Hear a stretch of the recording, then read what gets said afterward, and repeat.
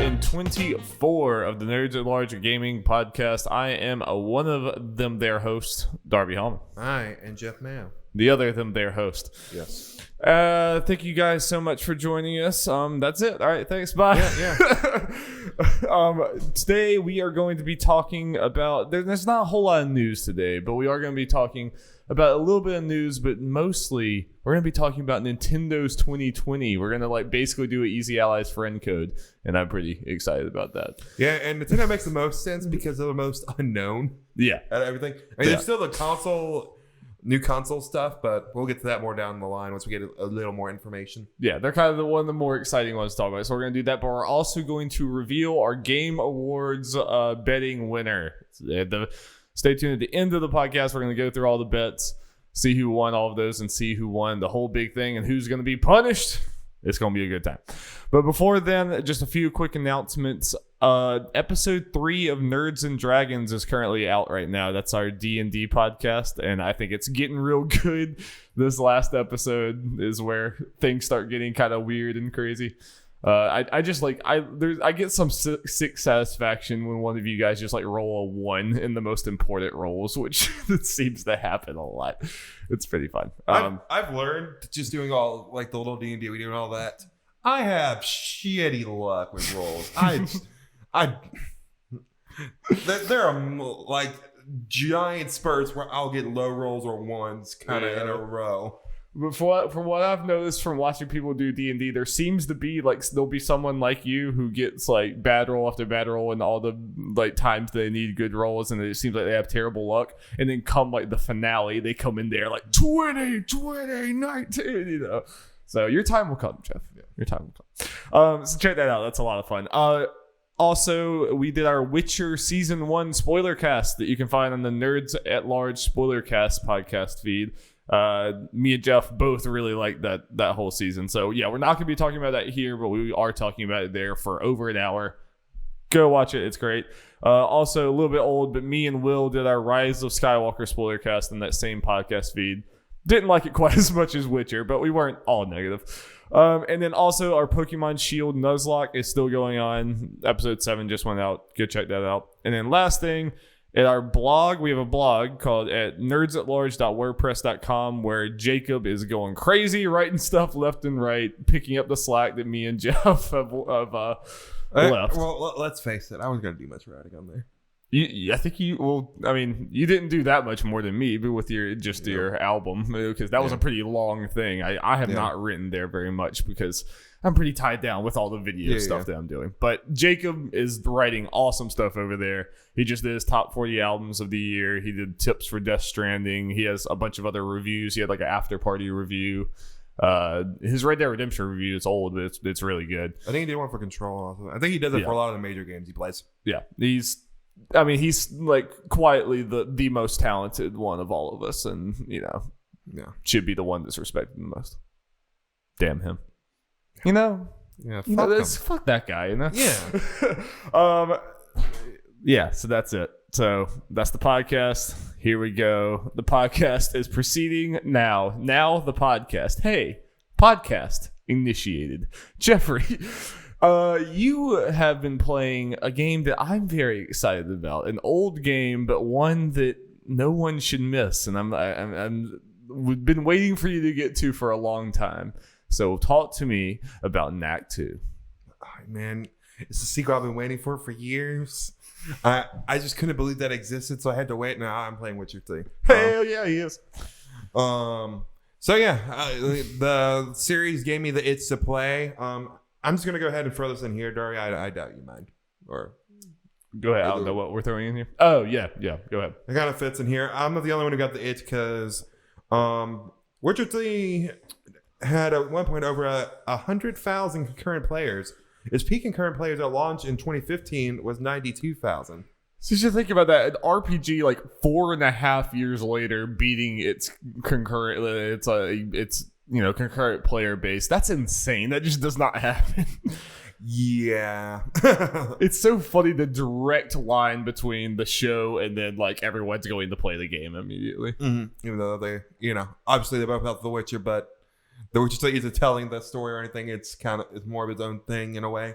But it's kind of cool because like you kind of didn't have that with Game of Thrones. Like if you were super excited about Game of Thrones, the TV show, I mean, it's not like you could, I'm going to go spend 200 hours in this pristine, amazing RPG, like living in this world. It's really cool that you can watch that show and then go play this game. And it's not like a shitty license game. It's legitimately like one of the best RPGs of all time. Yeah. It's pretty cool. Mm-hmm. Yeah. So how are you liking it? I know you're pretty I'm liking it a lot so far.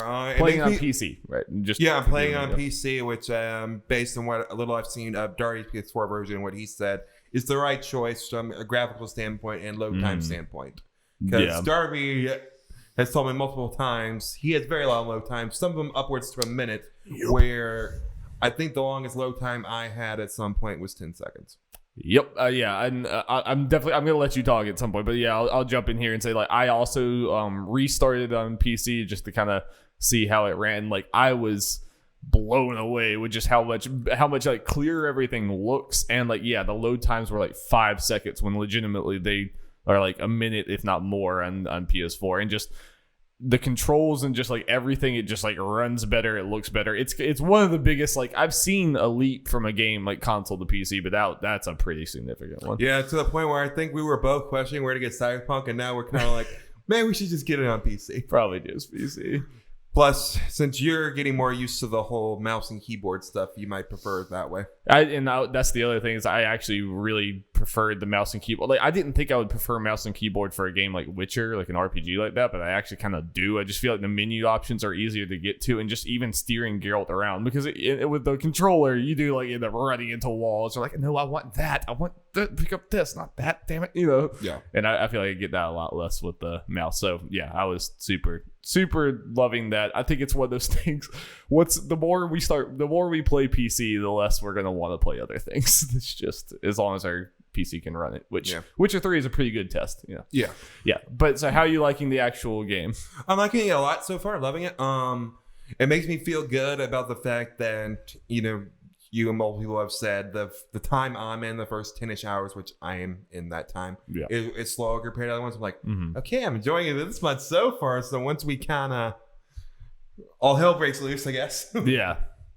Yeah, and I think 100% that's true. Like that whole first White Orchard part, I was a little bit out of that when I stopped playing for a very long time. It had not latched me yet, and it was like after White Orchard and once you start getting into the next area, and especially the area after that, that's when it's like, oh baby, let's go. So yeah, it's very interesting. Like, I'm out of White Orchard. I guess for Dari, just like where I am. I think one of the last things I did was I met the Red Baron.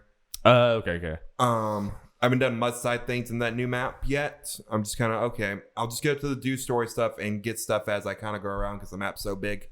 Yeah. And like it's much bigger than White Orchard. Like, okay, and I know this isn't there are gonna be more maps. Okay. Dude, that's crazy. Yeah.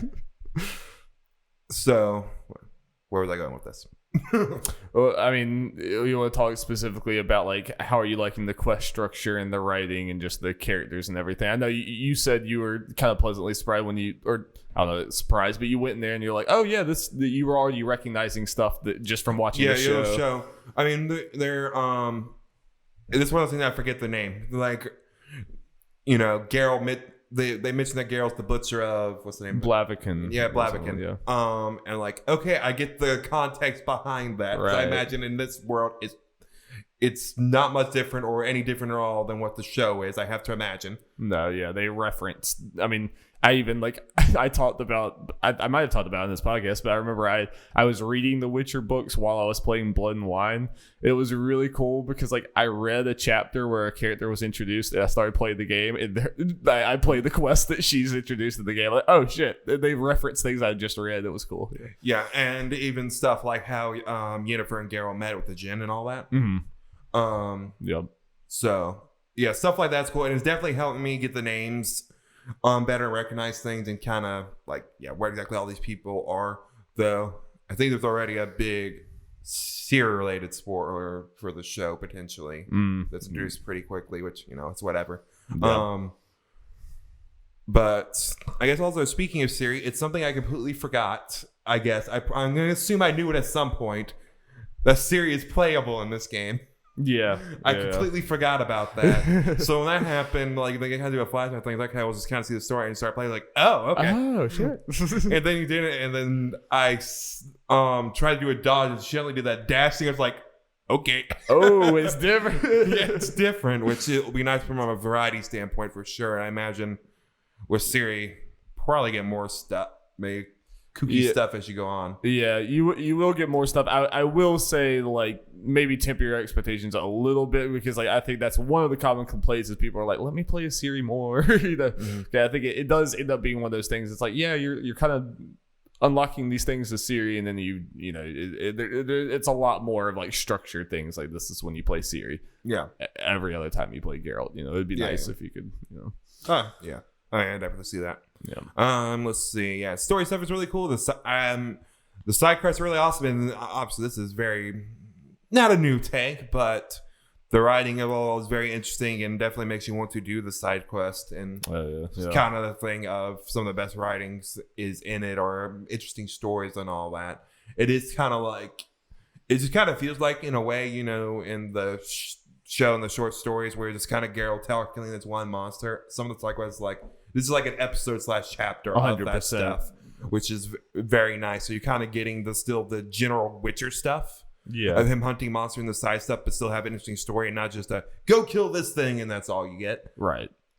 And obviously then you have the overarching story that you can still do on all that. That's why I love, like, so many of those side quests don't really feel like video game side quests. They feel, like you said, like a chapter in the book. And that's why I think that's part of probably why I like love, or maybe they're connected, but I love the short story novels in The Witcher, like, even more than the main novels, because of that format that, like, you have this little story with a beginning, middle, and end. You know, they connect to each other in a cool way, but they're kind of contained.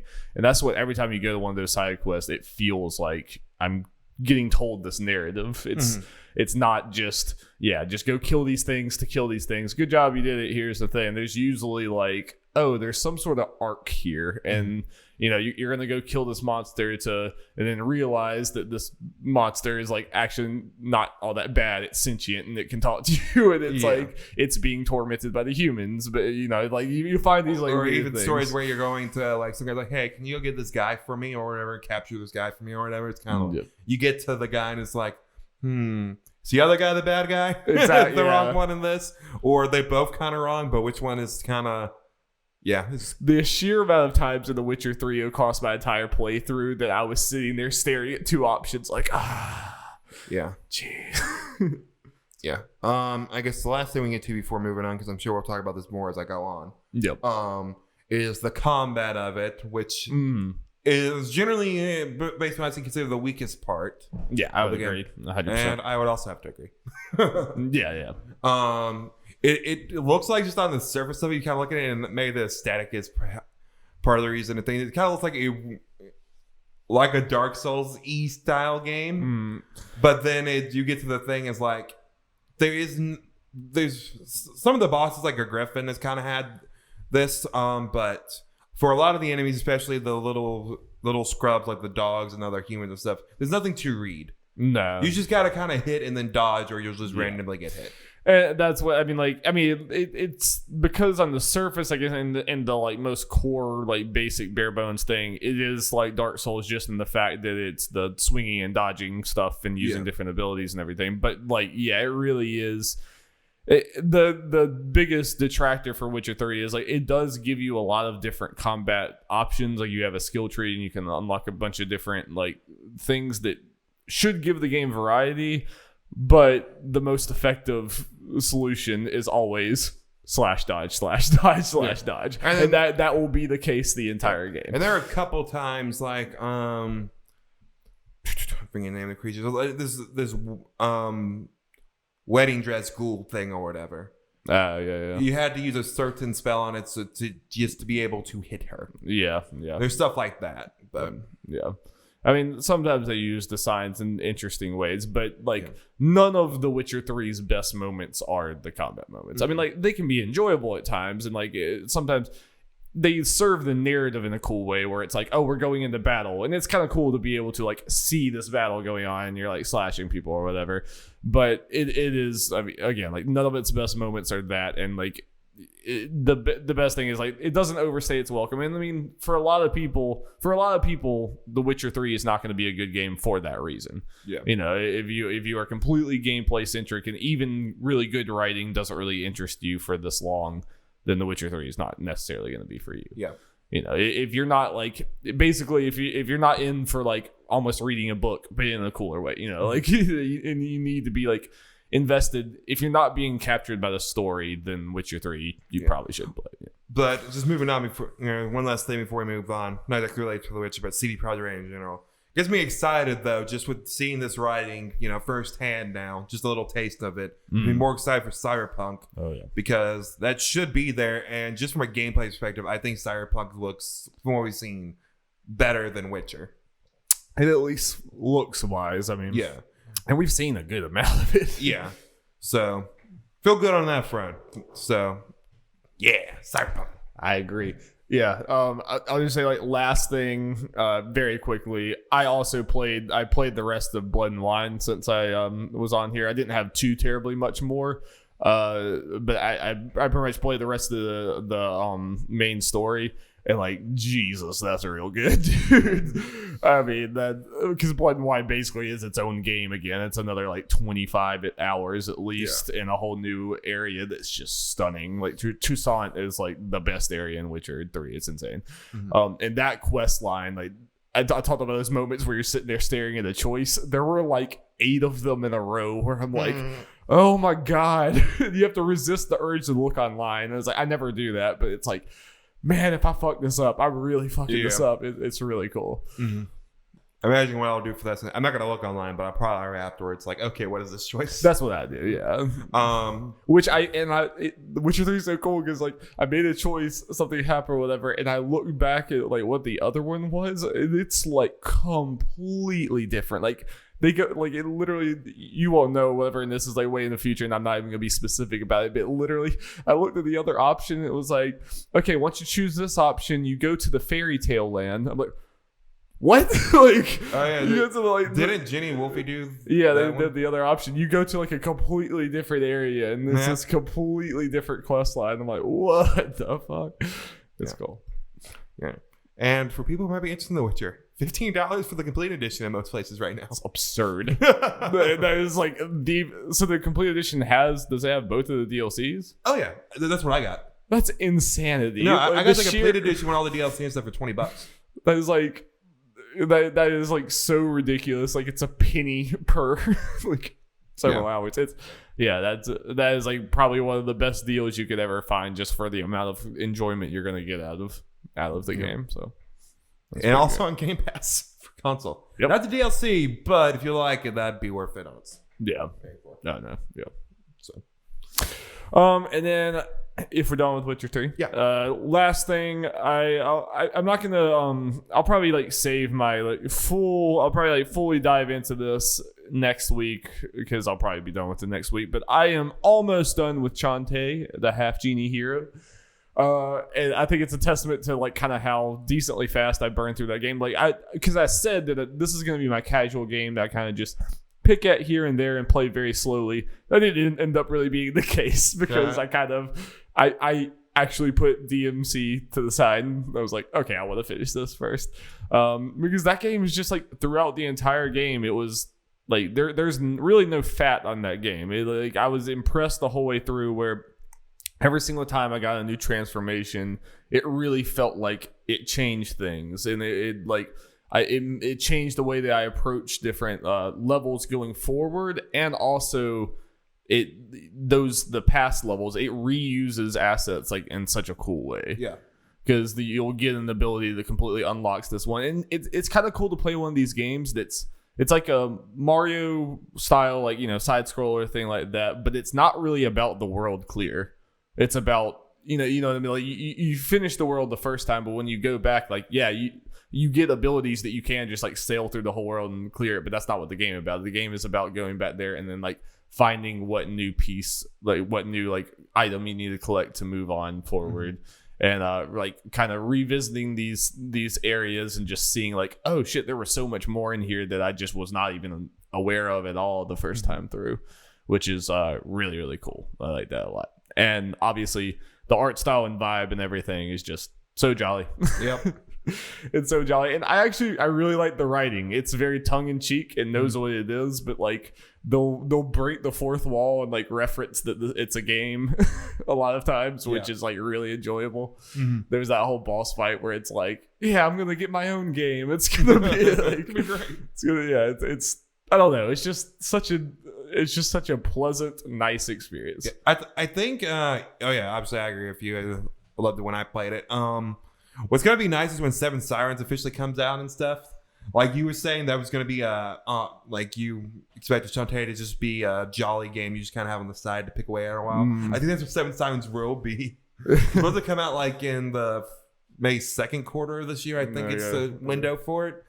So having that in between all this kind of play on the side, we're like, okay, let's just have this little jolly thing. Yeah. Until it's just so damn good, and I consume the whole thing. Yeah, but no, I highly recommend it. It's a real good game. I now want to play Pirate's Curse or whatever. That was the one before, right? Yeah. It's more like retro. Yeah, it's more like retro style. Yeah. I'm pretty sure I have it on Game Pass for Xbox. Oh, okay. Didn't want to spend money on it. Nice. I mean, I will say playing that this is the first game that I've played almost exclusively in handheld. I usually like go back and forth. Yeah, that's how I was saying. Like, if you want to do that, but it sounds like you enjoy playing this in handheld. So. Yeah, it's been pretty nice. I can't imagine it's expensive. So no, I don't think either of them were. I mean, I think I had to look. I think I almost bought that one. I was like, wait a minute, which one's? And from what I saw, I was like, maybe play this one first. The newer one first because all the nice quality of life stuff. There are people that I think like Pirates Curse more. Yeah, from gameplay perspective, I think it's a lot more like a Metroidvania. Like when Have Genie here is more like a Metroidvania light.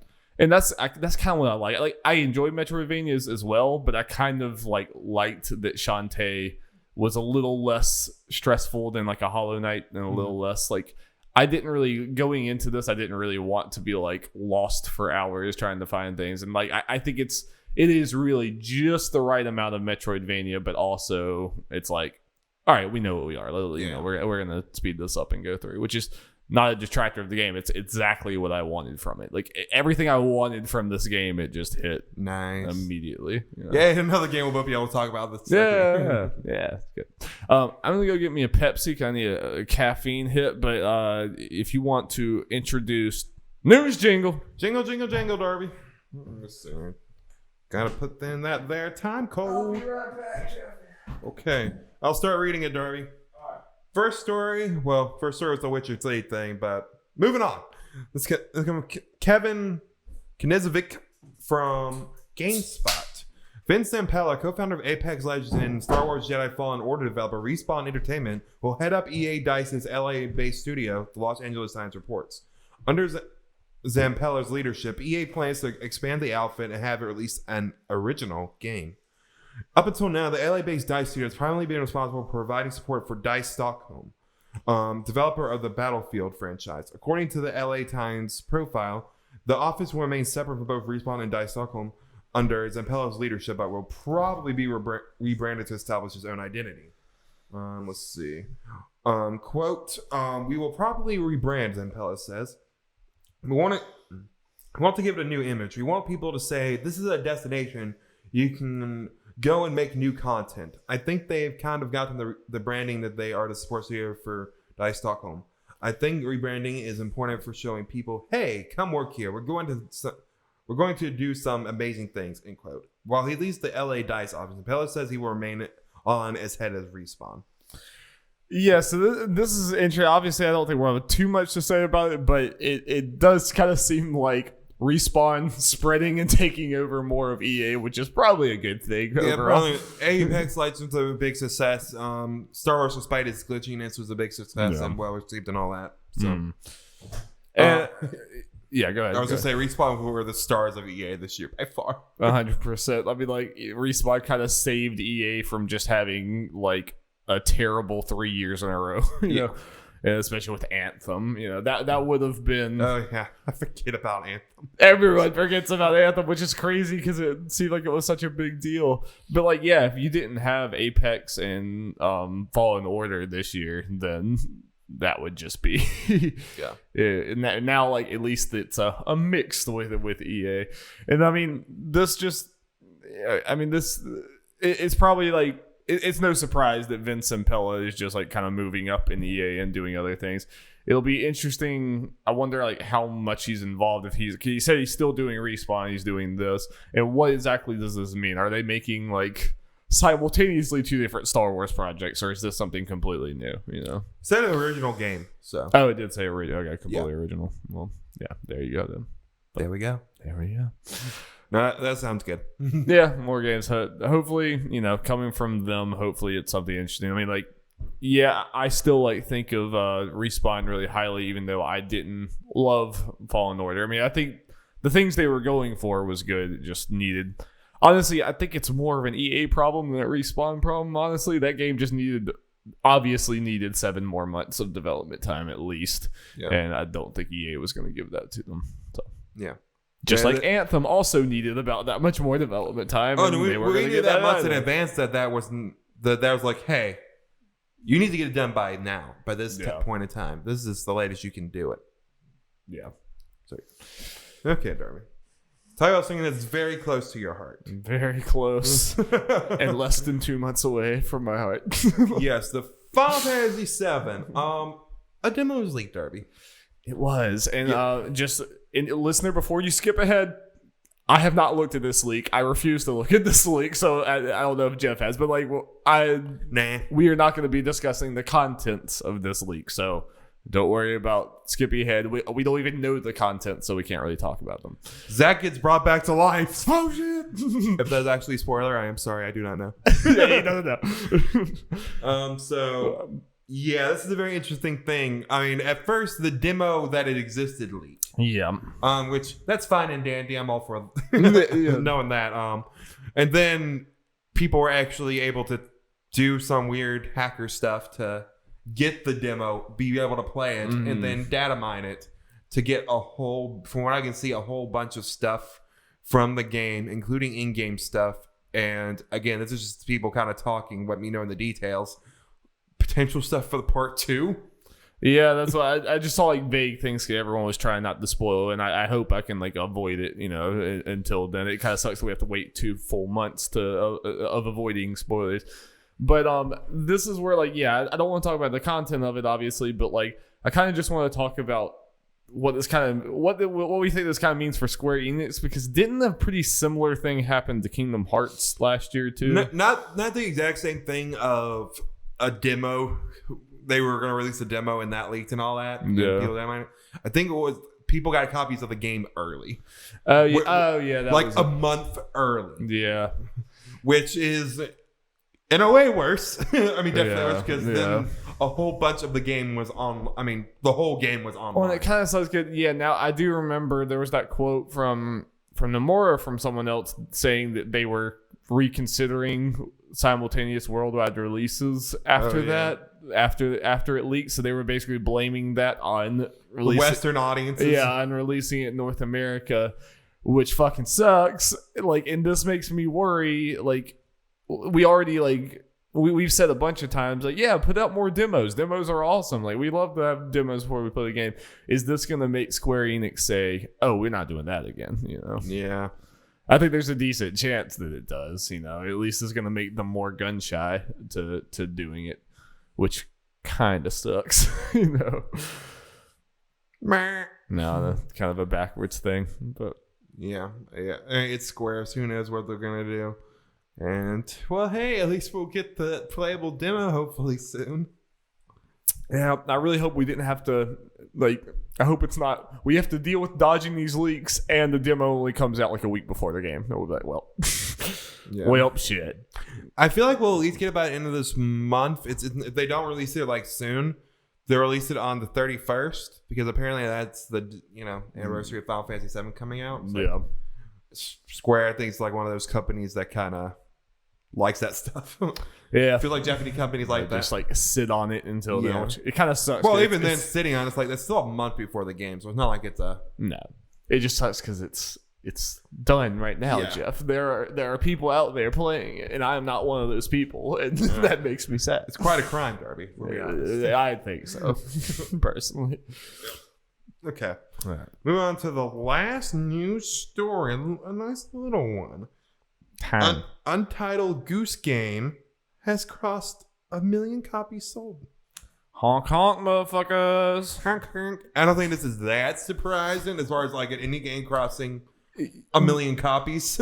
I mean, it's still substantial. It's getting less surprising like as time goes on, but I do think like we're used to the idea that Untitled Goose Game took off and was huge. But I mean, if you think about it a few months ago, like I could have seen this game like coming and going and no one saw it or cared or anything. Yeah. I still do think it is kind of impressive that like that's a pretty fast 1 million for an indie game. I mean, like, you know, you think of there's a lot of AAA games that like struggle to get to 1 million copies this fast. It's kind of impressive how quickly that game caught on, you know. Mm-hmm. I mean, I don't love the game, but I'm just it's still impressive nonetheless. You know? Yeah. Honk honk. Little bite-sized news. All right, get out of the room, news. No one needs you. Bye. Honk honk. Get out of here, Darby. You ready to talk about Nintendo? I have consumed Reggie's soul. Reggie's soul is flowing in my body. But is it ready? It is Reggie. Okay, so we're going to go through this. We're going to start with stuff that we know Nintendo's coming. It's coming. We talk about a little of stuff. Probably not as much because some of the stuff we talked about in our general 2019 things, but we talk about different aspects of it and all that. Then we're going to go through some stuff that might come this year that was already announced and all that. Then we'll go into like, hey, will these games come out and stuff? Do fun maybe little predictions or what we think and all that. I like fun little predictions, Jeff. Yeah. Maybe we can get a little crazy. Ooh. Getting crazy. But first, we're gonna start with the non-crazy. Pokemon Obsession Sharp FE Encore, January 17th. This game's coming out in about less than 2 weeks. So yeah, I mean, do you think this is gonna be another one of those like Wii U ports that just like undeniably sells like way more on Switch than it did on Wii U, and kind of like, I mean, not that it's going to like blow up to a crazy degree, but I mean, do you see?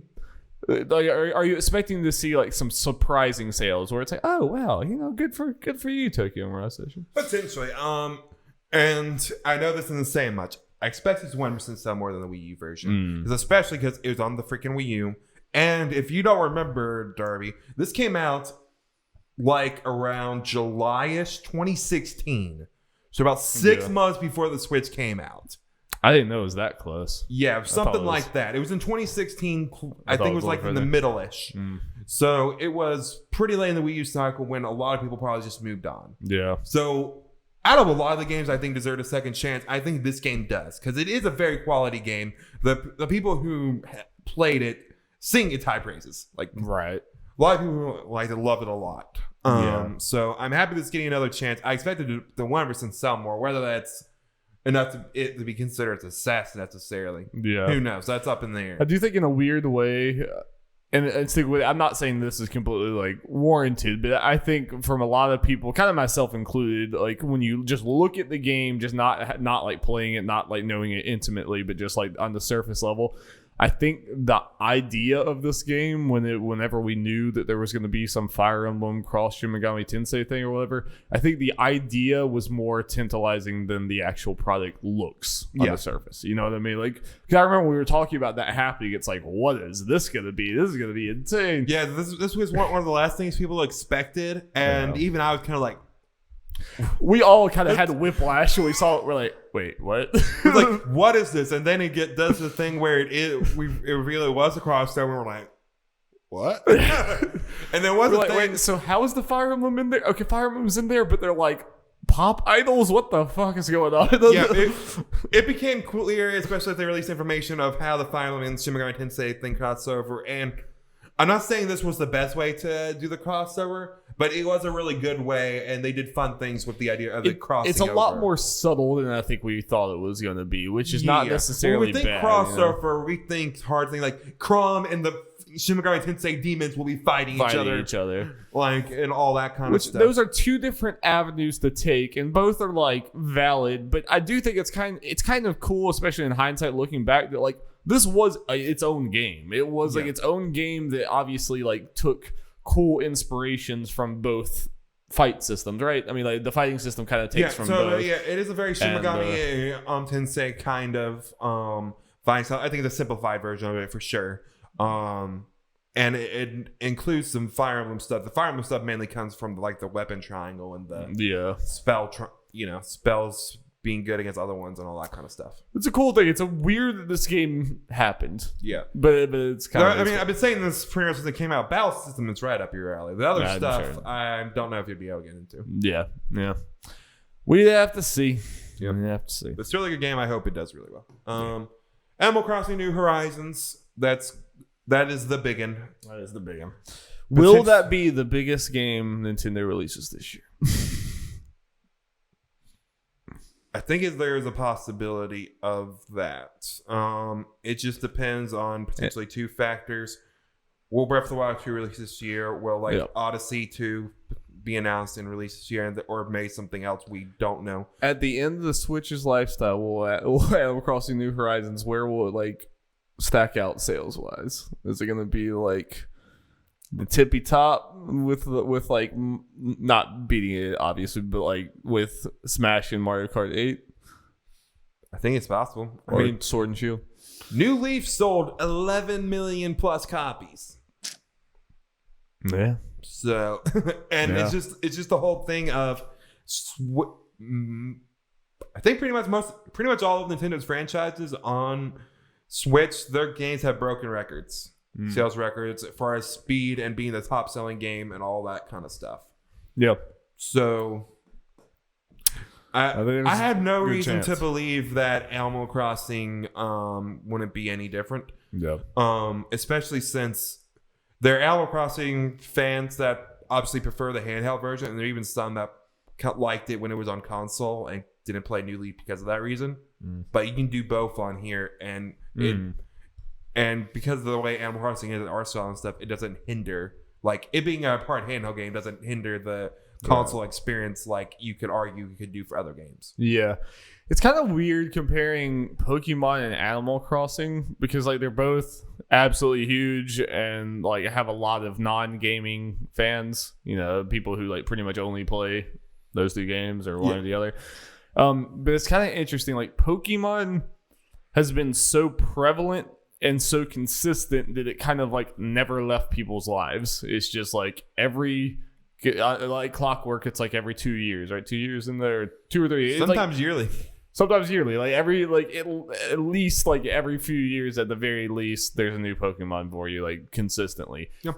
Animal Crossing, like we talked about how fucking huge this gap has been between New Leaf and this. It's kind of insane. And like I don't think it's going to hurt it. I really do think that New Leaf will still like take off and it'll be huge. But like I wonder if that gap could potentially hurt Animal Crossing. Are there like some people who just like haven't even thought about Animal Crossing in forever, and like that's just, you know, like it's not as prevalent in their mind as Pokemon has been throughout their whole life, you know? I think it could. I think it's more likely going to help because people are hungry for it. There will be things that people played it and loved it, you know, part of that 11 million for sure, that kind of don't have the newest console, but potentially depending on what deals and stuff going on, especially with Switch Lite being a thing, if they do a bundle with that, which I'm partly expecting them to do. I can see people seeing commercials for that and being like, okay. The Switch Lite's so cute. Because people who are really into Animal Crossing put hundreds of hours into that. Yeah. Thing. So for some people, that is enough to buy a Switch. Yeah. I don't know enough about Animal Crossing to really know what people want, what they don't. So, like, looking at trailers, I can't really judge how this game is going to be received because I just don't really. It's so out of my wheelhouse. But I don't think it's going to receive poorly. I think It could be a people will Pokemon like type it. thing where it's like they should have gone farther. Yeah, potentially. Like I think we that like would be the extent of it, but even then, maybe not as much because it has been so long that people are more okay just kind of doing what it is. I think for some people, the different setting will be enough. Yeah. If this was the first Pokemon game in like freaking 6 years, you probably would have been like, holy shit, Pokemon. It would have been a lot less of the, fatigue. Mm-hmm. Yep. Okay. We got Bravely Default 2 coming out sometime this year. Yep. Yeah. So I expect that to probably come around like Octopath Traveler time of the year. That was like probably July. not. Yeah, probably not sell great. No. Yeah. No More Heroes 3. Who knows when that's going to come out this year? Yeah. Listen, a lot of people seem to like that trailer. I know that it's not going to make it mean it's going to be a smashing success or anything, but I at least have hope this might be the most successful No More Heroes game. And it's not like it's the highest budget. Yeah. I don't know how much. I mean, did the other ones not sell very well? I mean, I know people talk about those high in high regard, but I feel like I remember hearing the original one sold 1 million. Okay. I hope you're right. I hope this does get up there. I mean, like even being on a Game Awards and Nintendo Direct stage or whatever. I mean, like that's pretty good for this. I mean, like there are more people talking about No More Heroes just period already than I probably would have thought. And I feel like the true trailers that we've seen for No More Heroes 3 are, compared to a lot of No More Hero stuff, more potentially instantly appealing to non-No More Hero fans, just with the crazy robot suit that he has fighting aliens and stuff, and just the designs of Fu and all that might get some extra people in. I think it was smart on Swery's part to like Suda. Sorry, I always say the wrong one. It was smart on his part to kind of approach these trailers in like, yeah, this is like, you don't know what's going on. This is an event. Like that Game Awards trailer was very smart. It was just very smart to do it in that way, because like I would not have been talking about No More Heroes 3 trailer if it wasn't for that. But yeah, I mean, that's the type of trailer that even if you weren't here, I probably still would have, if it was like just me and Jacob or me, Jacob and Will or something, I still would have been like, that trailer is freaking awesome. Yeah, it was nice to see for Brandon Joseph Measy Allies, he put a thing up like, hey guys, we're trying to look and see best trailers of 2019. Give us some of your picks. I saw many people put No More Heroes 3 in their short list. Nice. Yeah. Then I saw Brandon post list. Hey, here are the 100 trailers we're considering. I'm like, oh god, how are you gonna narrow this shit down? God. Xenoblade Chronicles Definitive Edition, Darby. Fascinated to see sales on this. I could see this surpassing the first one's initial thing, just because it was so late in the Wii cycle. Kind of hard to find. People have moved on. Yeah, and just the fact that the Xenoblade fan base has grown with 2. Mm-hmm. So I feel like, especially since this is the supposed to be original, people will get on this, especially since it is graphically on par now with 2 and not what it looked like on the Wii. And as far as when this comes out, I think I'm stealing this from Game Explain, I believe. They brought up a good point of the fact that since this is a remake or definitive edition remaster, whatever the hell you want to call it, and was announced in September, that I could see them pushing for like a summertime release. Yeah, that makes sense. This is not the kind of game I think that you need it to come out over a year after you announce it, for sure. Right. Yeah. Or maybe even before that. Maybe even it could be the May game. Could be. Yeah. I mean, especially if you have. I mean, it could be like the next. I mean, big, but next like Nintendo like released game after like Animal Crossing. I feel like they're gonna push this pretty hard. Yeah, I think so. And I mean, it's one of those like I completely underestimated Chronicles 2, completely. When I was really shocked to see like it sold like 2 million copies or something like that. I think you got close to that. Yeah, at least it haven't surpassed it already. And there were people like talking about that game who like don't even play video games very much. I'm like, what? Like Xenoblade Chronicles 2 did that? So hell yeah, baby. So like, yeah, I don't underestimate anime. Exactly. Now let's get into some games that we know exist that may or may not come out this year. Bayonetta 3, Darby. Don't think it's coming out this year. You don't? I don't. I do think we'll probably see it again this year, get re-revealed, but something happened with that game. Nintendo does not normally do this. I mean, I know it's not necessarily Nintendo, like it's it's not Nintendo making it, it's Platinum, but they are publishing it. And I really don't think they would have shown it 2 years ago. Sorry, 2 years ago at the Game Awards if they knew that January 2020 we still would not have seen a single thing about it. I don't think that would have happened. Yeah, I don't necessarily disagree. I could see it maybe coming out around October-ish, maybe. Yeah, I mean, it's definitely a possibility. Yeah. Let's see. Shin Megami Tensei 5. Who the hell knows about this game? But they did. That Alice did hint out on their Japanese Twitter, I believe, when the New Year was hinting at news for this game this year. So who the hell knows what exactly? How much of that? When's the last time it was shown? Shown's a strong word. Is that a bunch of Japanese magazines where they show you a JPEG? So here's the thing, Darby. We've barely seen anything from the announced trailer during the Switch's reveal event. So is that the 3 years ago? They kind of did one little thing later that year, and that is it. This is the game where what the hell has happened to this game? And I think part of it could be because Persona is the cash cow that Atlas has put took some manpower from this game to anything Persona related. Yeah.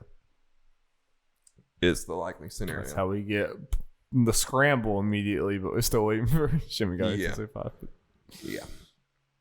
Next one, Breath of the Wild 2, baby. Yeah, you're a little more confident than I am. Again, I'm just mainly saying they're planning for it this year. I feel confident in that. Whether it makes it is a whole different story. Yeah. Though I was reminded of listening to Game Explain's discussion. This had nothing to do with Breath of the Wild. I didn't think of it. If it got delayed, it wouldn't be the worst thing because 2021, as far as marketing stuff, is the 35th anniversary of the original Zelda. So having Breath of the Wild 2 come out that time would be. Yeah.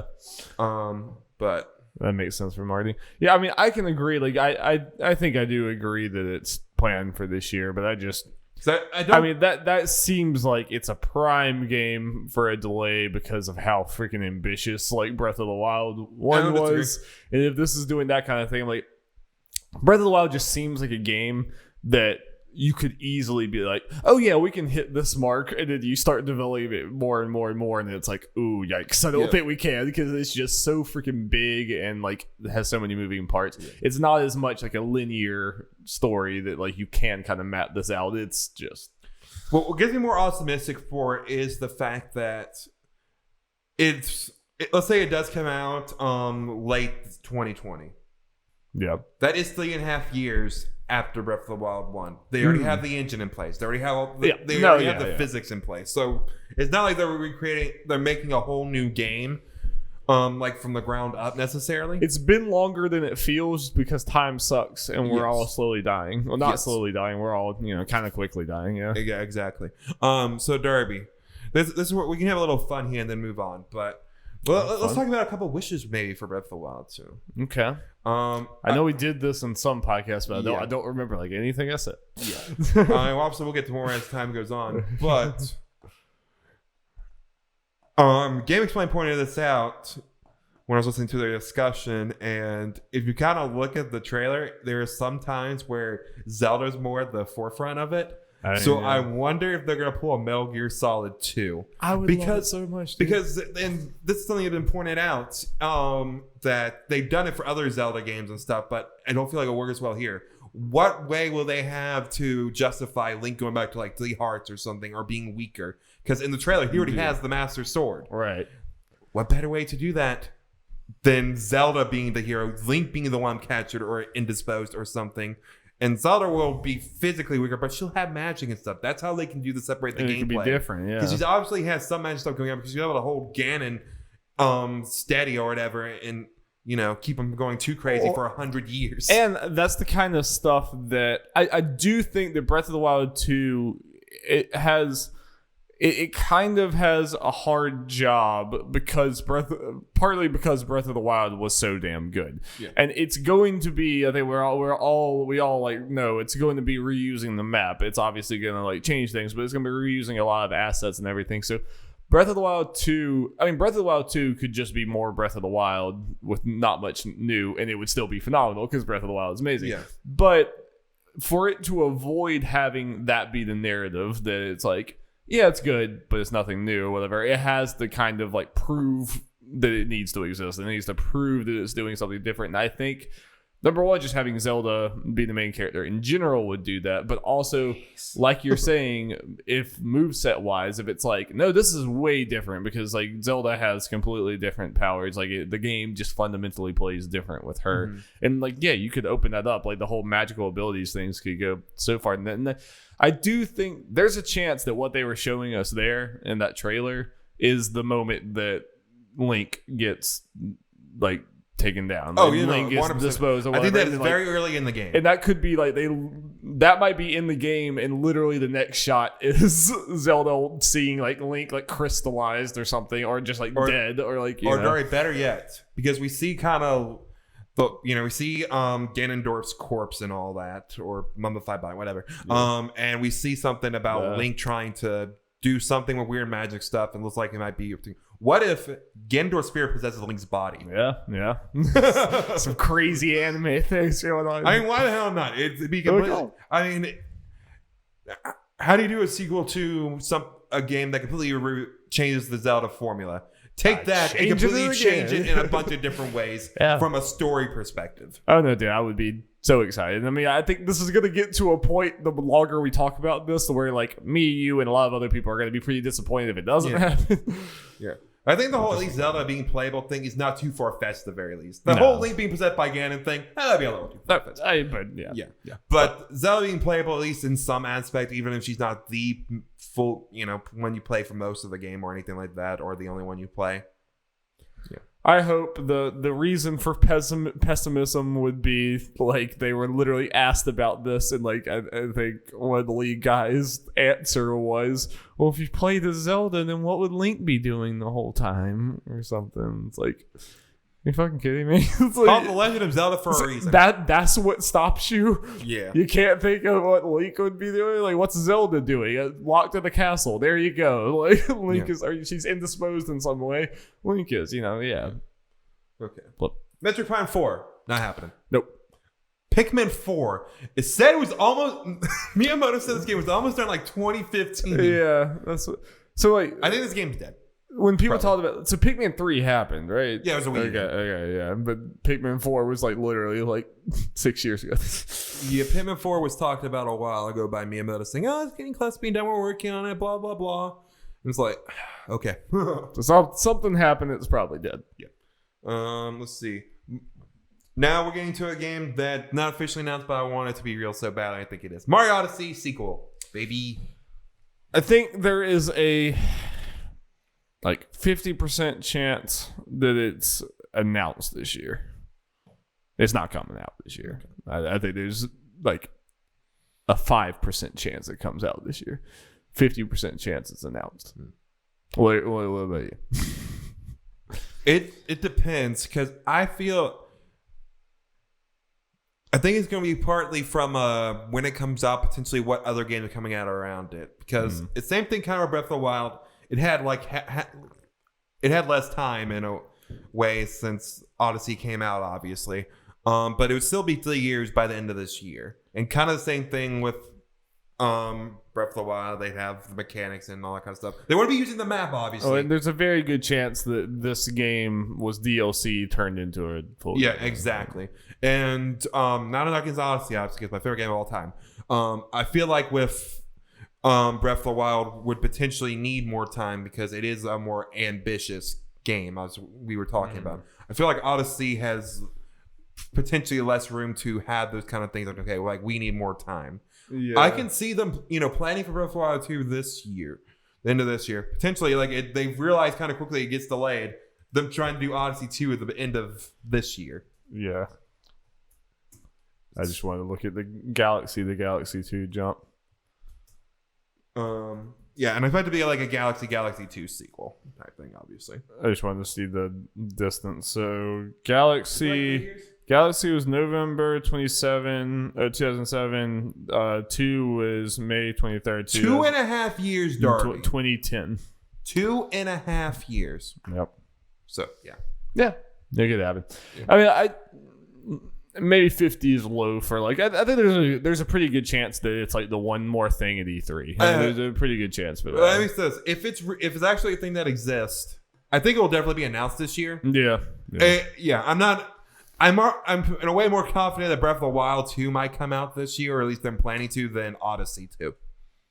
Yeah, I agree with that. Yeah. Okay. Smash stuff. We talked about this a lot. We're gonna get DLC characters and all that. Yeah, well, they're like how soon are they going to be revving up the engine for new DLC characters again, or is it just going to be like in the train never stops, or is there going to be like a lull, and like is it going to be a new fighter pass? Is it not? You know, yeah. I could see them potentially just to keep the hype going. And the next direct announced Fighter 5, of course. But then announce Fighter number 1 for the post-pass DLC. Yeah, they definitely could do that. Yeah, and it's just a CGI trailer or whatever. No gameplay. And that could be part of why they didn't do the Game Awards, because they weren't ready for that second character, and they wanted to have that boom boom. You know that because we all talked about like it's obvious that they're announcing the character this month, so why not do it at the Game Awards? Maybe it's because they had that. The only reason they wouldn't announce it this month is if they're shadow dropping it next month or it's delayed. Yeah, which.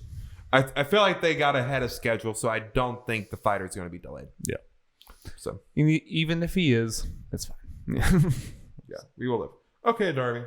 Now I just got a list of franchises and studios and stuff. It's like, will we get a game from them, and maybe a little what we want out of it and that kind of stuff. Yeah. I think the odds are Mario sports game. We're getting Mario Golf. Yeah.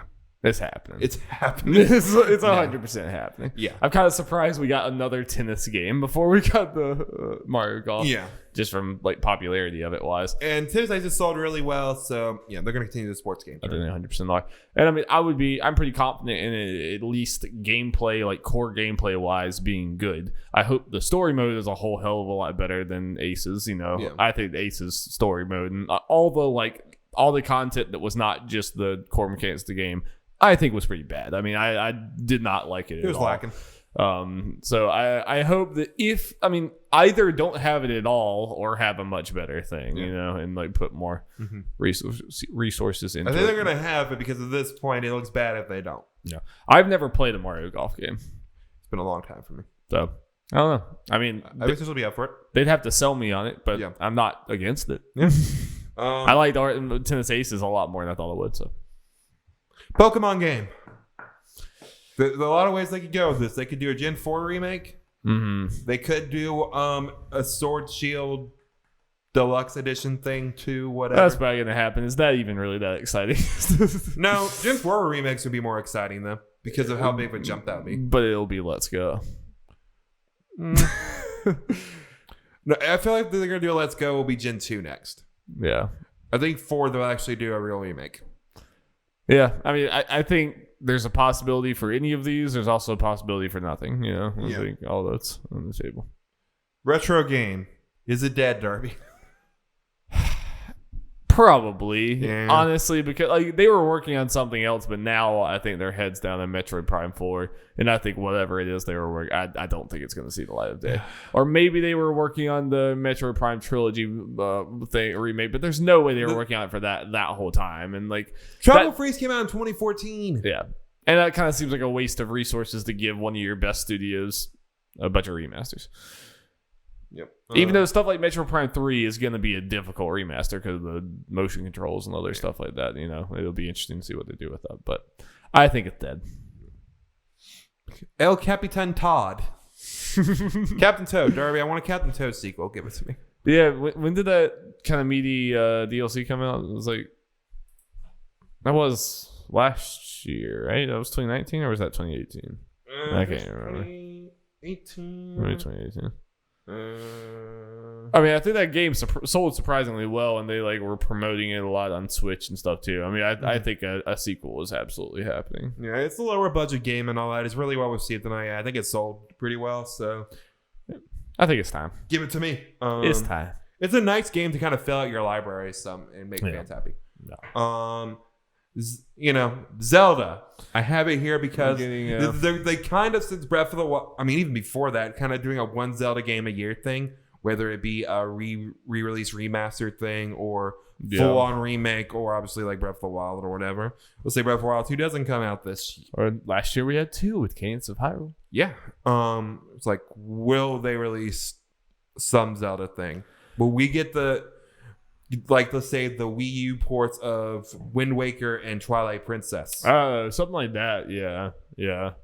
I think something that's small, just a port. Like, I don't really see us getting another like Link's Awakening type remake. Like, especially since Grezza, the studio who did the Link's Awakening thing, they just got done with that, and they're the ones who tend to do the remakes, re-releases. Yeah, it would have to have been simultaneously being made by someone else. Yeah, I mean, I think like something like, if they do have Breath of the Wild this year, or at least planning on having it this year, I think that's what they're going to be having as the Zelda game. I think Wind Waker and Twilight Princess isn't already on the Switch.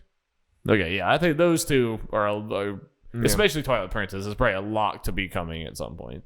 Yeah. I know people are wanting Skyward Sword. I'm curious if they did that. How would it go? If they port Wind Waker over to the Switch, I'll buy it immediately. I've always wanted to play that game. I just didn't. So good. Yeah. Yeah. Let's see. Kirby. Maybe. Who knows? I'm the wrong person to ask. Yeah. It's impossible. Kirby's a well-oiled machine. A new Kirby game can happen anytime. Let's see. Mario Party. Nah. I can see it. Didn't it just come out? Not that long ago, right? I mean, it came out a year ago, but let's say it came out a Mario Party game came out the end of this year. It'd be 2 years. If they do put another one out this year, it better be a more like well fleshed out game. I mean, like, I like the new Mario Party, but it's undeniably like I liked it because when we got it, it's like, okay, this is a good start. I'm excited to see the DLC they do.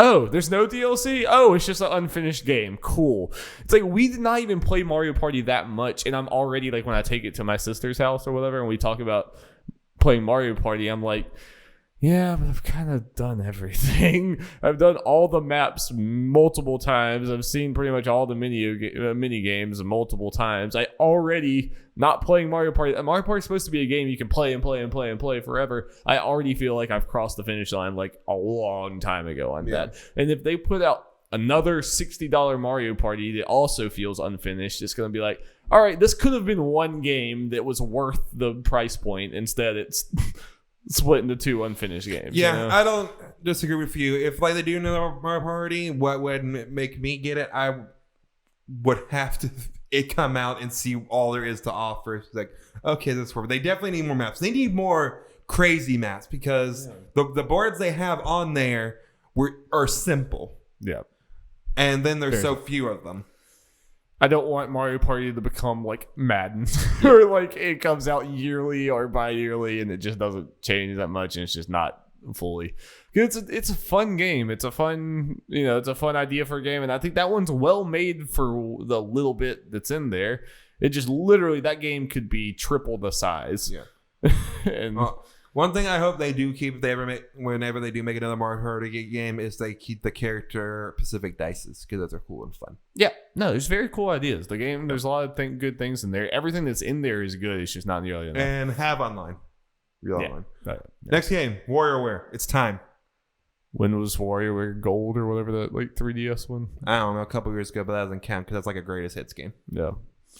It's time. I mean, that's one of those games that like, it could legitimately be announced at any time. Be like, yeah, I agree with that. It needs to. That's another one that needs to sell people like me who doesn't give a shit about WarioWare. You know, I need to watch that trailer and be like, Jeff, we gotta play this game. This game, we gotta stream this shit.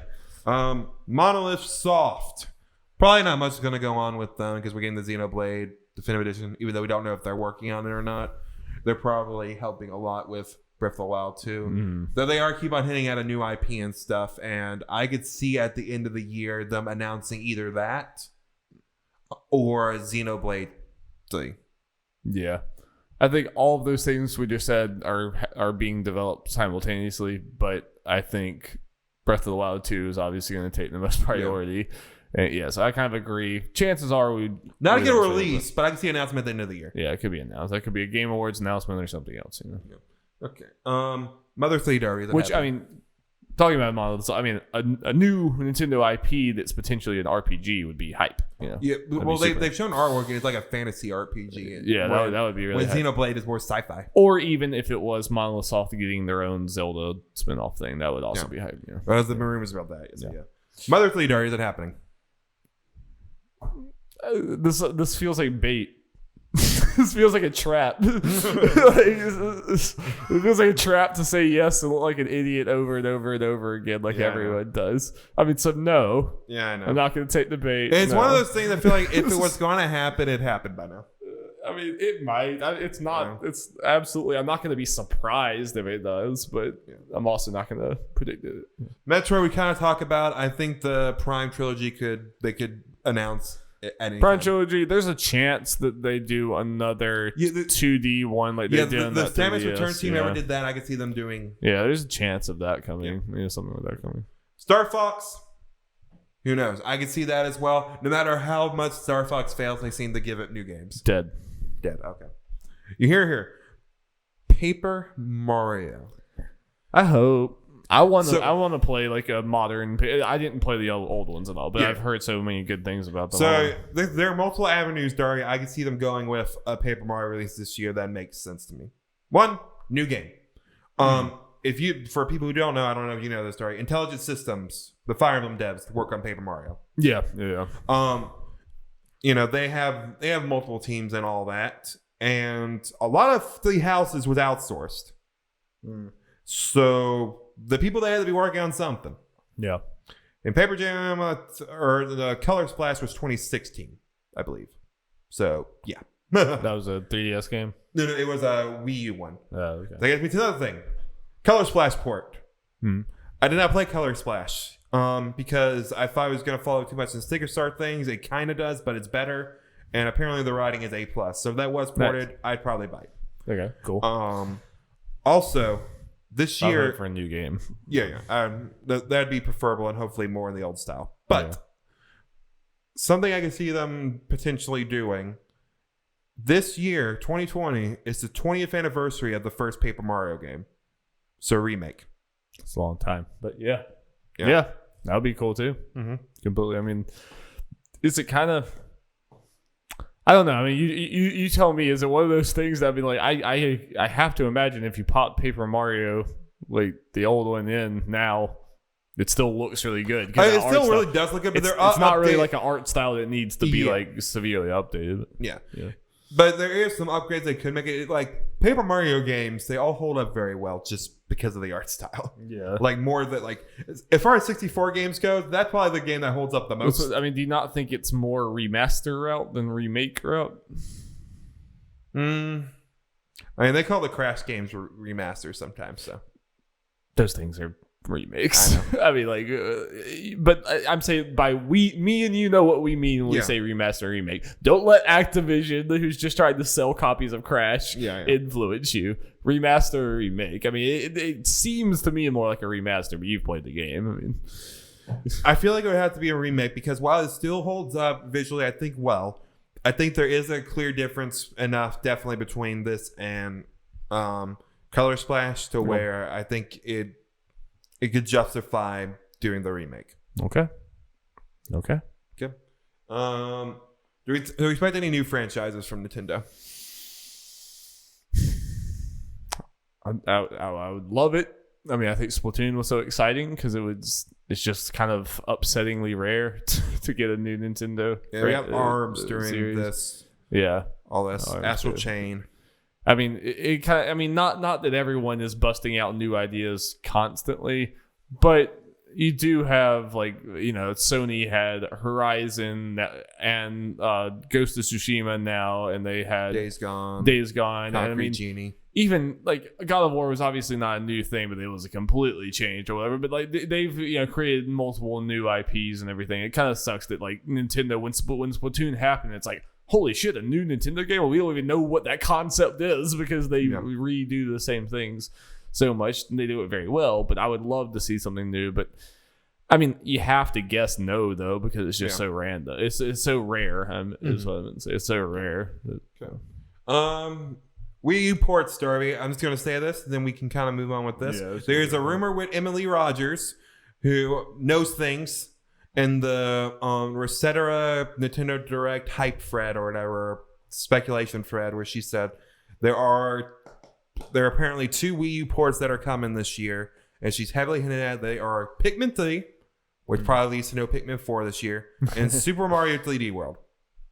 Okay. Yeah. Oh, that makes sense. Yep. 3D World, an addition I can see them adding online. Yeah. But it is Nintendo, so Yeah. so they might not. But We can run through this real quick. Third-party stuff that could potentially happen. Mario plus Rabbids, I could see, maybe not even Mario plus Rabbids 2 necessarily, but that Ubisoft team doing something else related. That could be where your Star Fox comes in. They could have battle for that. What was it? The Starlink Battle for Atlas. It would also be really cool. It is a Mario plus Rabbids sequel, but it also includes Rayman. Yeah. That's the end of the trailer. Oh shit, Rayman. Yeah. Indie stuff, Derby. Do we expect them to do another Cadence of Hyrule? I think you had a juicy take apparently for me. I need it. Wait, I already forgot my juice. I already forgot the juice. Damn. Daddy needs his juice. Okay, well, I mean, it's not like the juiciest thing. I definitely hyped it up too much. I was just didn't want to like say all my things before. But we were talking about Nintendo. How me and you both agree that we don't think this Cadence of Hyrule thing is going to be a one-time random thing, especially because they gave them the Zelda license, which you think out of all the ones, that's probably one of the ones they're the most protective over. So it's probably telling that was like the first one that they like gave out to an indie studio. And I do think it's kind of Nintendo has done a lot of great things in the last 10 years, but it kind of is bad that Nintendo allowed the Metroidvania resurgence that we've had the last few years of like some of the best of all time. Like Metroidvanias are back in a way that it's just insane. And Nintendo allowed that to happen, and they're not involved in it whatsoever, even though they hold what is literally in the title of the genre of Metroid. It's literally in the genre title, and they are just completely absent. And like Metroid has been kind of dormant forever. And it's probably not great. Yeah, like all of the best Metroidvanias now are just like all indies, and Nintendo's just completely not a part of it. So there are probably so many phenomenal indie developers that if Nintendo came and said, "Hey, do you want to work on a Metroid game?" they would like faint, because like I'm sure that's all of their favorite games are like the Metroid games. I think Hollow Knight dev is too good. They're too far gone. Like Hollow Knight is too big. I don't think that they would accept that. I think they would just keep making Hollow Knight. But there are others. You could give indie team a Metroid game, and they'd probably make it a phenomenal 2D Metroid game. Phenomenal. One thing I could actually see happening at this point, and not just a pipe dream, but I don't expect it to happen anytime soon, because just of how big the step team is. Toby Fox went Earthbound. They're working with him more and more between Smash and Pokemon and Game Freak and all that kind of stuff. Yeah. So hell yeah, potentially I could see it happening down the line. Yeah, I could. Yeah. But we talked about like why the hell not give someone F-Zero? Yeah. For them to make I forget the name of it, but there was that. Like I know there are other developers. Like remember when the Switch launched, there was like F-Zero style racing game. Give someone, give that Deb or someone like that F-Zero, because if you're not going to use it, might as well give it to whatever. And it bolsters your first party without you having to use your own manpower. 100%. And I think that after Cadence of Hyrule, I would be surprised if we don't start seeing more of these. I think it's probably too early this year. I mean, I think Cadence of Hyrule was definitely probably also partly Nintendo testing the waters, because this is very different for them. I mean, Mario Bros. Rabbids was also pretty different for them, giving a big AAA publisher the Mario license, and then they also gave an indie studio the Zelda license. So they're definitely like testing the waters with seeing what other people can do with these licenses. And it's exciting. Like, obviously if someone was given an indie Mario, that would be exciting. Indie Zelda, that'd be exciting too. But to me, at least personally, I would be kind of more excited to see indie developers take some of Nintendo's dead franchises, the ones that we wouldn't otherwise have seen because Nintendo doesn't want to do. I got one. And then they can go. Yeah. Chugglefish, the Wargroove devs, doing Advance Wars. Yeah, of course. Yeah, I mean, they basically already did. They straight up already But did. it's kind of one of those things that the benefit of that would be, because there are ones that it's kind of like a spiritual successor to blank franchise, is the fact that it will have Nintendo backing as far as probably for development funds and marketing, and then have that IP to it. So it helps the indie devs out as long as they want to do it. Yeah. Because it seems like a lot of these devs do. Other things, World Ends With You 2. That's kind of being hit into that. I don't know the odds of that, considering Nomura's doing Final Fantasy VII. It's Man, spread thin. Yeah. Muso game. Who knows? I think we're due. Microsoft. Mario Muso game. Yeah, exactly. Microsoft. Who knows at this point, man? They can do crazy things. Halo on Switch. Let's go. Rare Replay. Let's go. Yeah, it could be some rare stuff. Master Chief and Smash. Blah blah blah. Okay, we can skip these next two things. Do you think there'll be a Switch Pro? Yeah, probably. Okay. I think there's a chance that it's less than we're making it up to be, and it kind of just, it's not like, there's a chance that they just release a beefier version that becomes the normal Switch. So it's not really like a Pro in the sense of there being two models, but it is a lot like, a decent upgrade, even if it just becomes. Hey, you know what would be a good game to release that along with that? Breath of the Wild 2. I think there's a decent chance. I mean, not just because the consoles are coming out. I mean, I also think that's just the next logical step, probably. Yeah. Quick yes or no, Dory. Do you think Nintendo will be more aggressive this year considering the new console launches, or do they add this as a pertain test? It's business as usual. I think more the latter. I don't think anything. Well, I mean, I don't really know what they really could do. I mean, like, if you don't have the games, you don't have the games. It's like, and I think it's kind of more in the thing of, like, let's say Breath of the Wild 2 isn't ready. This is a big hypothetical. They rush. It's like, you have to come out there. There's a chance, but I think. I mean, if we were talking about Microsoft versus PlayStation, absolutely one's decision influenced the other. It's a direct line. You can tell, like, this one moves, this one moves, this one moves, this one moves, and that is how it works. Nintendo has already proven generation after generation that they basically act like the other ones don't exist, that they kind of just march on already. And I think that the Switch already has such a different appeal that, like, I think even this holiday, obviously PS5 and Xbox Ones are going to be selling a lot like crazy, and I think the Switch will definitely sell a little less than normal, but I don't think it's going to be like a big hit, because I still think, and I think there was some, I don't know where they got the metrics from, but someone said that it was like 45% of Switch owners own other consoles too, and there's everything. I mean, I think a lot of people see them as, I'm going to get my PS5 and my Switch.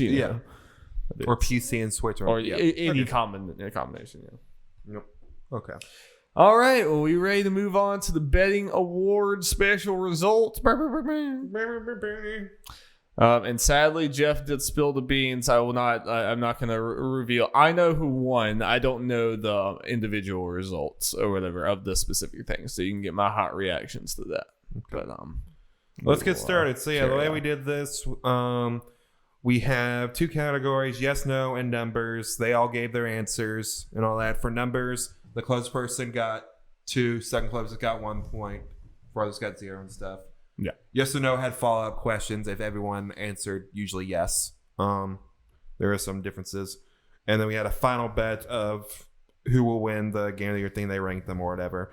And then there are punishments that everyone decided to give. Let's go through those real quick, so everyone knows what's at stake. Let's do it. Darby's punishment is, if he won, that Will and Jacob have to reenact a scene from the Saga movie or act out fan fiction by Darby. We didn't exactly have an exact answer to that.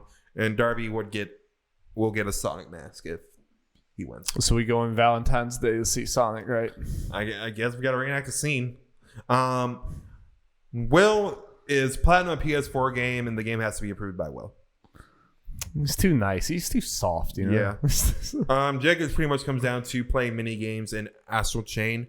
But if you go to Easy Allies and see the ice cream thing, Yeah, would you ever think That's the only minigame I know of in yeah, Astral Chain. he added later on that also potentially, since he has played Death Stranding, that you and Will could try to do stuff in Death Stranding and try to Are they like mini games in Death Stranding? No, it's just the whole you have to walk with a whole bunch of packages on your back, and that just makes it more difficult.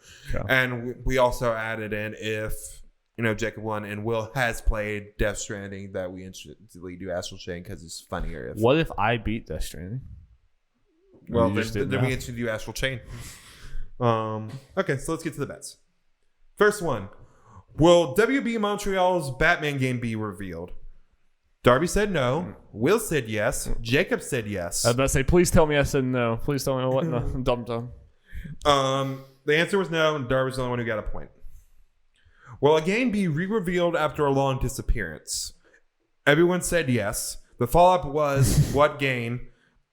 Darby said Bayonetta 3. Will said Skull and Bones. Jacob said Metroid Prime 4.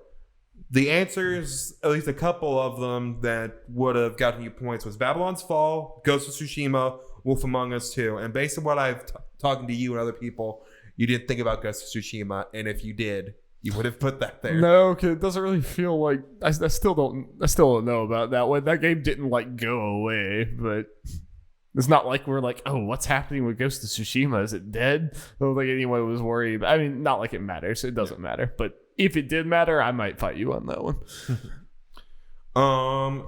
Well, I gave an exact timetable, so you all agreed to it. So I would have to Fair enough. put my foot down on that.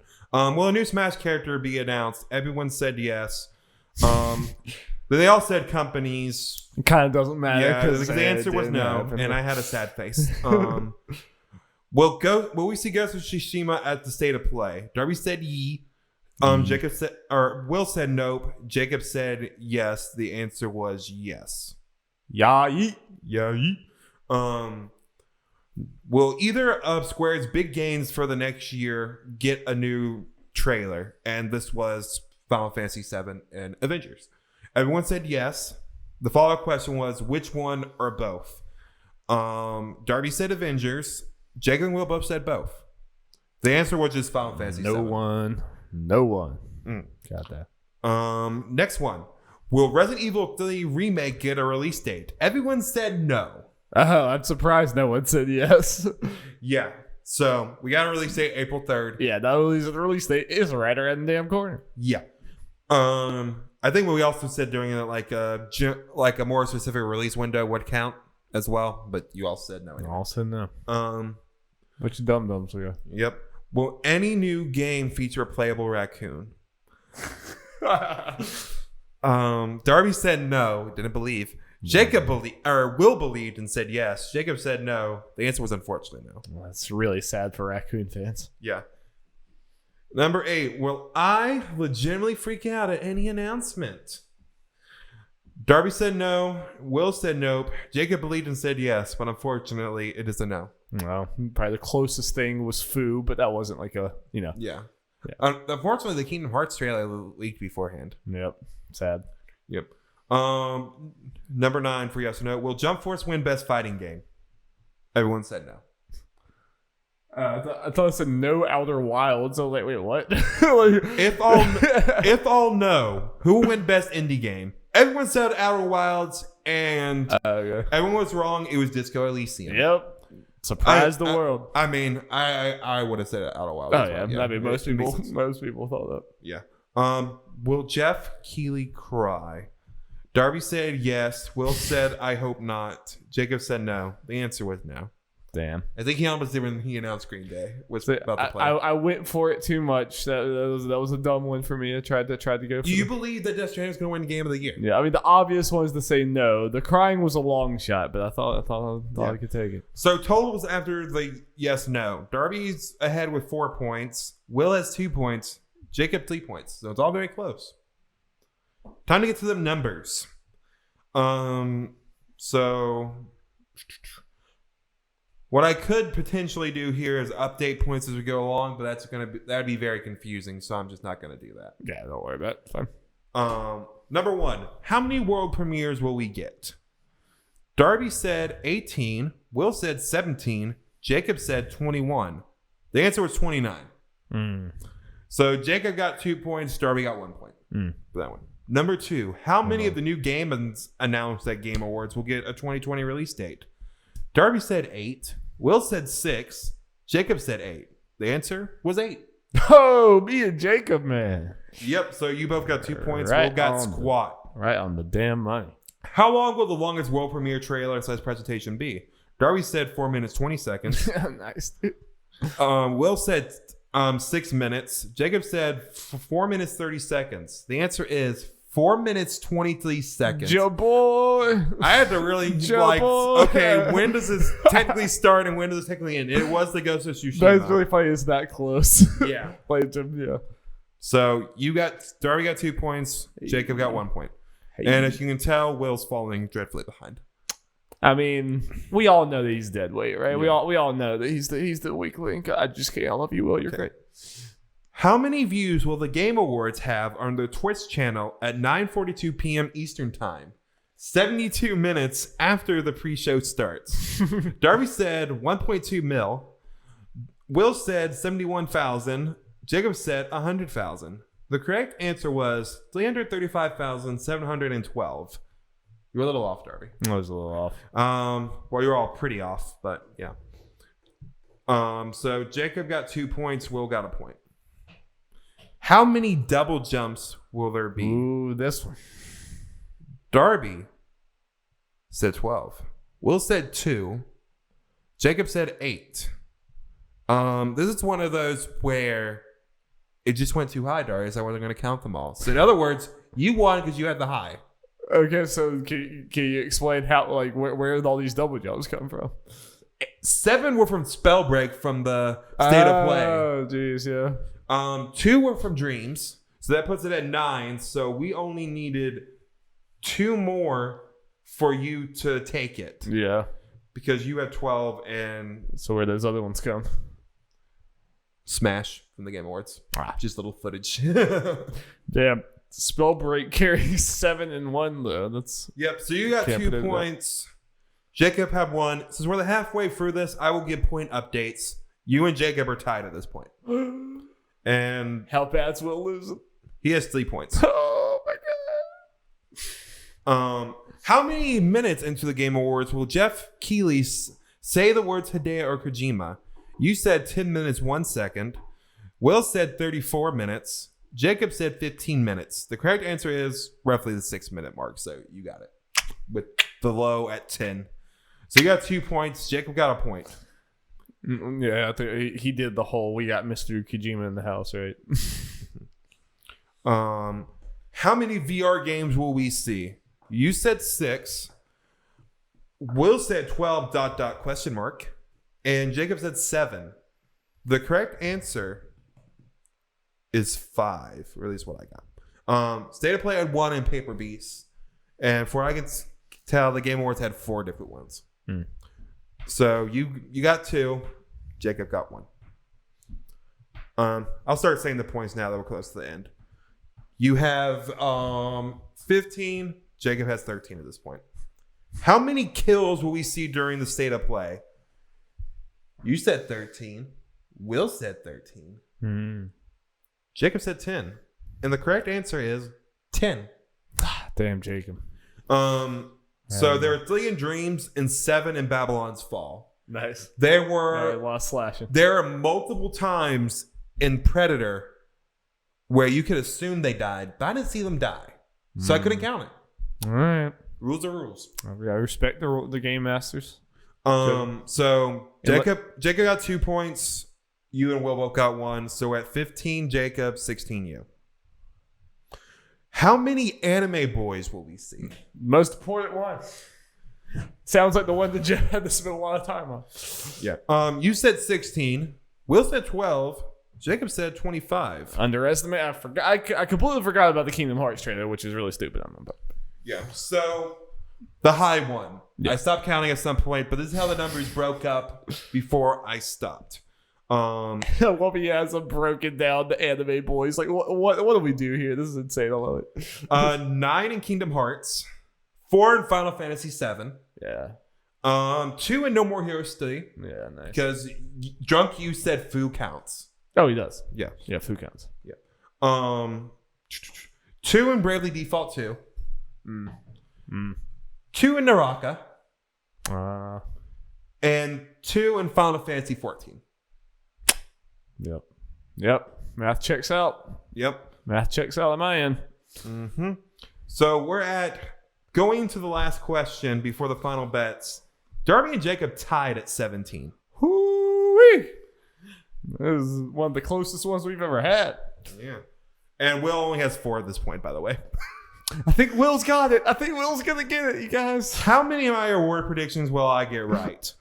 Darby said 17. Will said 16. Jacob said 13. I trusted you too much, Jeff. I got 9 correct. I trusted you too much.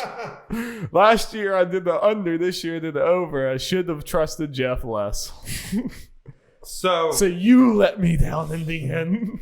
So Jacob got 2 points. Will got 1. Darby got squat. So at this point, it is the scores are 19 Jacob, 17 Darby, 5 Will. But that's not all, Darby. There's the final bet. The final bet was who will win game of the year. Write down your first, second, and third choice. And the way this worked, if your first choice got it, you got 3 points. Yeah. Your second choice, you get 2 points. Third choice, you get a point. Yeah. And how about Will, dude? Yeah. Yeah, you can So I'm not going to read out all these that people had. Yeah. The winner was Sekiro. Will was the only one who got it with his second choice. He's the only one that had it anywhere, though. Like anywhere. So he's the only one who got points. He got 2 points for that. But unfortunately, he was too far behind for it to even matter. But I'm still impressed. He's the only one that had that there. So the final scores, Will 7, Darby 17, and the winner of the 2019 Nerds at Large Game Awards betting special, Jacob Hamill at 19. Mr. Jacob Hamill, we have a new champ on the house. So we each have at least one win. I think Will has won twice, right? I think Will has won 2 different ones of these betting things, I believe. And I think me and Jacob have 1 each. But Jacob is the current champ. Even I have a win. Huh? Even I have a win. Even Jeff has a win. Even though I haven't participated in most of these. Haven't you only participated in that one, or did you participate in 2? I think I participated in 2 E3s, and that's it. Yeah. I lost the first one to Will. Well, I'm just glad that I know who let me down and who's to blame, and that's Jeff. I put way too much faith in Jeff. It won't happen again. It's true. Nothing need to happen. Oh, congratulations to Will. You mean Jacob? Yeah. Congratulations to Will for having such a low score. I didn't even think it was possible. Oh boy. Congratulations to Jacob. So now you are going to have to do some crazy task in either Astral Chain or Death Stranding. Yeah, anyone listening, if you have a preference, let us know. Ice cream cone or packages in the mud. I think there are other ones in Astral Chain too. So depending, we might just have you do. We might have you do both. It'll be a fun, jolly stream. Yeah, we just need to get Will over sit here at this table and do a bunch of stuff. It'll be cool. That'll happen at twitch.tv/Nerds Gaming, which is also where all of our reactions happen, all of our Let's Plays happen, our Pokemon, Nuzlocke, all that stuff. And that's where the jolly punishments will happen, where me and Will will have to face the music. It'll be a good time. So tune in for that. And that is a podcast. Thank you guys so much for joining us for the Nerds at Large Gaming Podcast. Well, episode 124. You go have yourself a fine day. Tell someone they're great. Go punch a wall through. Tom Brady's reign is ended.